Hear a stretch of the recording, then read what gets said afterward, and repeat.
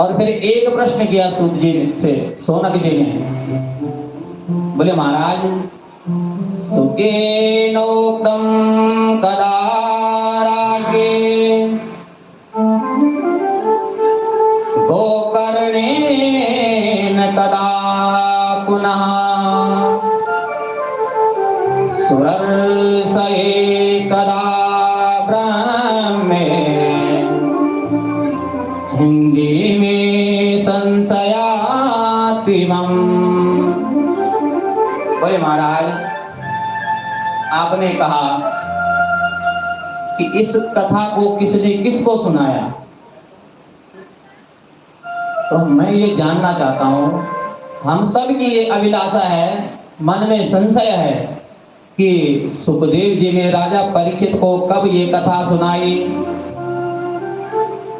और गोकर्ण जी ने धुंधकारी को कब ये कथा सुनाई और सनकादिक सनत कुमारों ने नारद जी को ये कथा कब सुनाई। ये संशय आप हमारा दूर कर दीजिए। तो बोले, हे शौनकादि ऋषिगणों, भगवान कृष्ण जब अपनी संपूर्ण लीला करके अपने धाम को चले गए और कलयुग प्रारंभ हो गया था।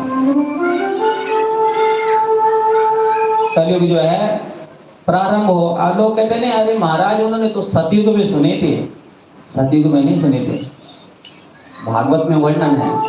भगवान कृष्ण जब अपनी संपूर्ण लीला करके अपने धाम को चले गए और कलयुग को बीते हुए 30 वर्ष हो गए। कलयुग शुरू हो चुका था और 30 वर्ष बीत चुके थे।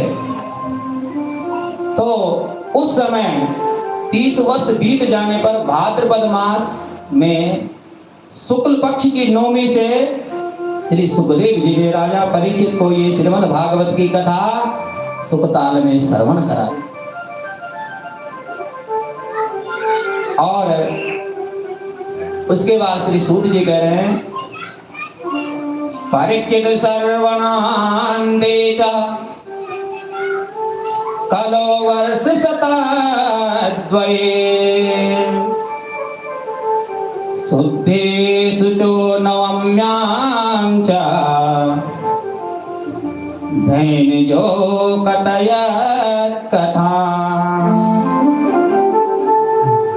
बोले, जब श्री सुखदेव जी ने राजा परीक्षित को ये कथा सुनाई तो 30 वर्ष बीत चुके थे और उसके बाद 200 वर्ष और बीत जाने पर गोकर्ण जी ने धुंधकारी के लिए ये कथा आषाढ़ मास की शुक्ल पक्ष की नवमी से गोकर्ण जी ने धुंधकारी को ये कथा श्रवण कराई थी। और उसके बाद प्रश्न था कि सनत कुमार ने नारद जी को कब ये कथा श्रवण कराई। तो सूत जी कह रहे हैं,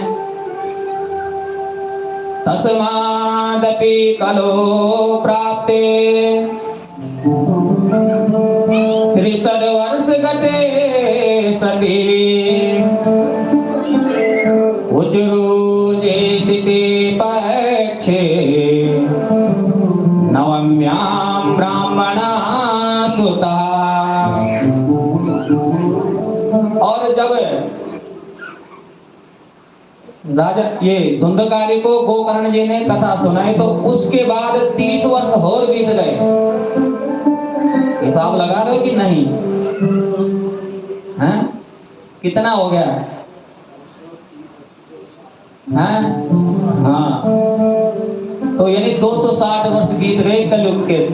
तो तब जाके जो है कार्तिक शुक्ल पक्ष की नौवीं तिथि थी, सनत कुमार ने नारद जी को ये कथा श्रवण कराई। और कलयुग में श्री सूत जी कह रहे हैं कि कलो भागवती वार्ता भवरोग विनाशिनी। इस कलिकाल में जो जीव संतप्त हो रहा है, तो बोले इस भवरोग की मीठी औषधि ये श्रीमद् भागवत की कथा है। बोले भक्त वत्सल भगवान की।